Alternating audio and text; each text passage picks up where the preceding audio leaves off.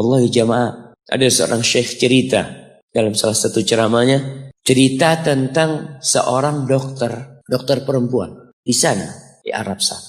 Ada seorang anak lelaki bawa ibunya masuk ke dokter ini, subhanallah. Ibunya ini gila.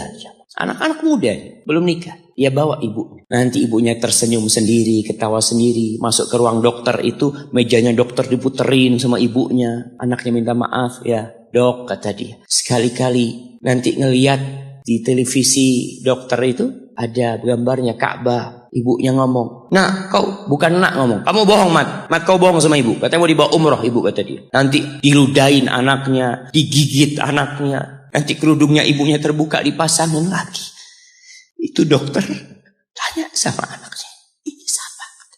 Ibu anak, kata dia. Sejak kapan dia seperti ini? Sejak lahir.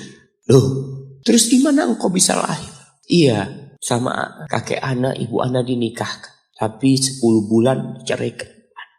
Ya karena seperti ini Pak. Anak lahir dari rahim ibu. Dan seperti ini kelakuan. Iya, kata dia. Engkau berbakti sama dia, kata dia. Dia kan gak kenal sama engkau. Iya, dia gak tahu sama anak. Tapi Allah tahu kalau dia ibu anak. Kan? Allah tahu kalau dia ibu anak.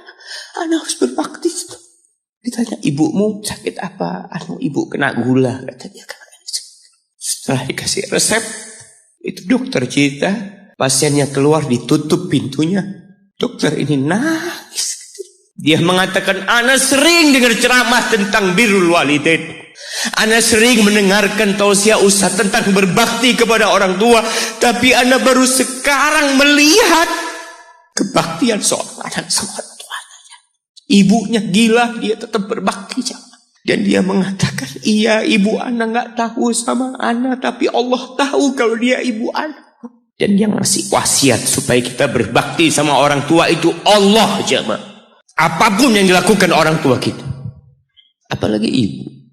Allah katakan, hamalathu ummuhu kurha wa wada'athu kurha. Ibu kita, hamil kita itu dalam kondisi yang sulit.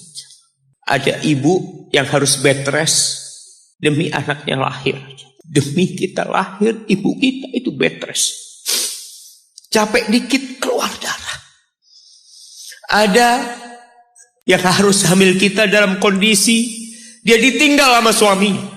Dia harus cari nafkah sendiri. Ada yang harus muntah-muntah demi kita. Lalu kita berdiri buat ibu kita. Capek. Diceritakan seorang, ya kita semua tahu ceritanya, tentang 3 orang yang masuk ke dalam gua. Kemudian gua itu tertutup dengan batu yang menggelinding. Lalu mereka bertawasul dengan amal soleh mereka. Salah satunya yang mengatakan, ya Rabbi, Allahumma, ya Allah, aku punya 2 orang tua. Aku punya 2 orang tua. Yang aku senantiasa memberikan susu kepada keduanya sebelum keluarga yang lain minum susu. Dia sudah menikah, dia punya istri, punya anak.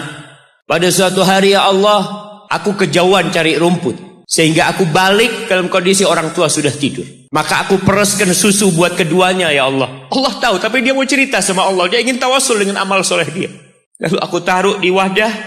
Aku datang ke bapak ibuku, mereka tidur. Maka aku berdiri di hadapan kedua. Jamaah, bukankah bisa dia taruh di sebelah meja ibunya susu itu? Dia ambilkan meja, taruh di sana, dia bisa tidur. Dia sudah berbakti sama orang tuanya dengan seperti itu. Tapi anak ini tidak. Aku berdiri, ya Allah, aku gak ingin membangunkan keduanya. Dan aku terus berdiri, aku pegang itu susunya. Sampai mau subuh bangun, aku serahkan kepada kedua. Anak-anaknya nangis minta susu. Kata dia, lah, sampai bapak ibu aku minum. Kalian jangan minum. Kita kadang-kala sudah menikah lebih peduli sama istri kita. Lebih peduli sama anak-anak kita. Nggak ada hadis yang mengatakan anak itu pintu surga, jemaah. Yang ada itu orang tua pintu surga. Kita peduli sama anak-anak kita. Beli oleh-oleh buat istrinya. Ditelepon istrinya mau apa, kepingin apa. Pernahkah engkau telepon ibumu? Tanya, Umi kepingin apa, Umi? Ana lagi dalam perjalanan, Umi. Jemaah, itu anak, Masya Allah. Dia berdiri. Kenapa dia kuat, jemaah? Karena dia tahu Allah yang nyuruh dia berbakti. Mungkin tidak ada yang melihat berdirinya dia. Tapi Nabi ceritakan berdirinya dia. Dari malam jamaah sampai pagi. Berapa jam dia ingat, ibuku hamil aku 9 bulan.